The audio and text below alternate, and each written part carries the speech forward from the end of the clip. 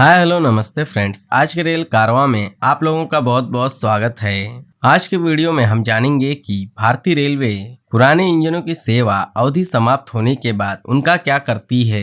तो आज की पूरी वीडियो इसी के ऊपर होने वाली है। अगर आप हमारे चैनल पर नए हैं तो जल्दी से सब्सक्राइब करके बेल आइकन को प्रेस कर दीजिए। तो चलिए आज का रेल कारवां शुरू करते हैं। जो लोकोमोटिव सेवानिवृत्त हो जाते हैं उन्हें पहले सेवा से हटा लिया जाता है और उनके संबंधित शेडों में भेज दिया जाता है, जहां वे तय करते हैं कि उनके साथ क्या करना है। इस दृश्य में एक क्षतिग्रस्त वैगनाइन इसे मरम्मत के लिए भेजा गया था, लेकिन कई बार मरम्मत संभव नहीं होती, इसलिए लोकोमोटिव को नष्ट कर दिया जाता है। जो लोकोमोटिव दुर्घटनाओं में शामिल होते हैं और मरम्मत के लायक नहीं होते, उन्हें नष्ट कर दिया जाता है। प्रयोग करने योग्य मशीनरी को बचाया जाता है और उस श्रेणी के चालू इंजनों या क्षतिग्रस्त लोकोमोटिव के समान इंजनों के लिए स्पेयर के रूप में उपयोग किया जाता है। धातु आमतौर पर स्क्रैप डीलरों को बेची जाती है।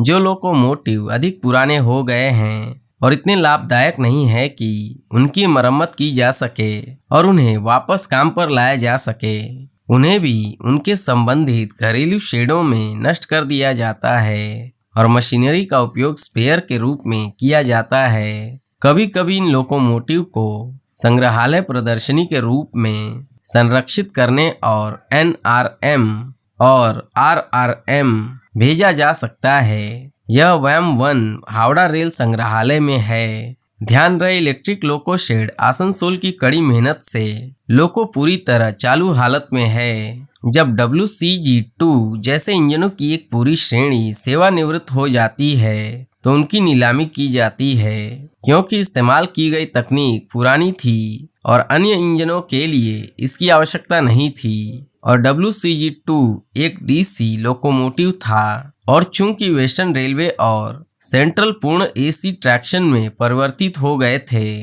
इसलिए DC लोको व्यवहारिक रूप से बेकार बंद थे।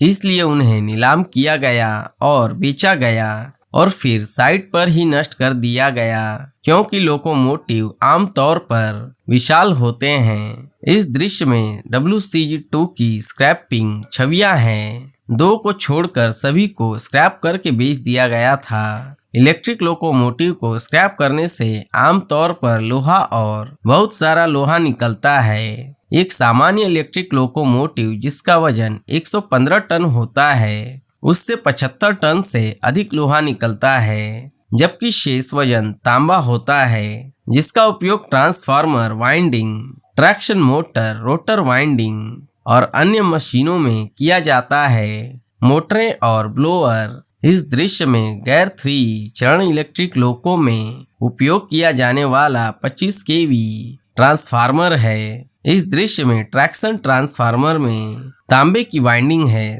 तांबा एक महंगी धातु है और स्क्रैप डीलरों के लिए लाभदायक है। सेवानिवृत्ति के बाद डीजल इंजनों को अन्य कंपनियों या बंदरगाहों को बेचा जा सकता है। सेल विभिन्न बंदरगाह अपने परिसर के अंदर वैगन खींचने के लिए डीजल इंजन खरीद सकते हैं। उपरोक्त पीला लोकोमोटिव सेल को बेचा गया WDM-2 है और इसका उपयोग फैक्ट्री परिसर के अंदर और बाहर वैगनों को खींचने के लिए किया जाता है। डीजल लोकोमोटिव को स्क्रैप करने से लोहा और एक बहुत ही उपयोगी घटक प्राइम मूवर या जैसा कि आप इसे कह सकते हैं इंजन प्राप्त होता है। अल्टरनेटर के साथ लोकोमोटिव प्राइम मूवर्स एक बहुत ही कुशल डीजल जनरेटर बनाते हैं। एक V12 लोकोमोटिव प्राइम मूवर एक छोटे शहर को रोशन करने के लिए पर्याप्त बिजली का उत्पादन कर सकता है। प्राइम मूवर्स का उपयोग नाव जैसी अन्य चीजों में भी किया जाता है। एक सामान्य लोकोमोटिव अपनी उम्र दिखाने से पहले 25-30 साल तक चलता है। WAP-1 और WAM-4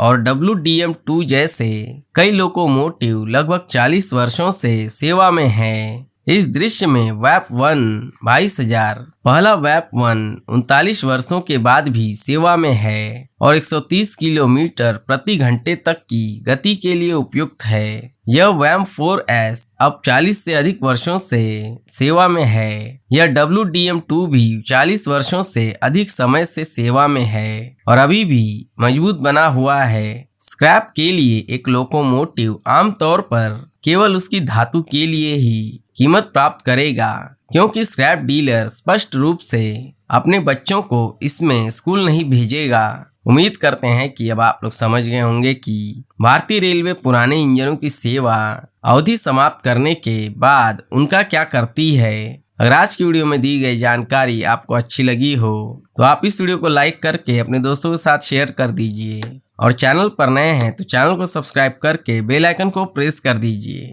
और वीडियो देखने के लिए धन्यवाद। तो फिर मिलेंगे किसी दूसरी वीडियो में, तब तक के लिए बाय बाय।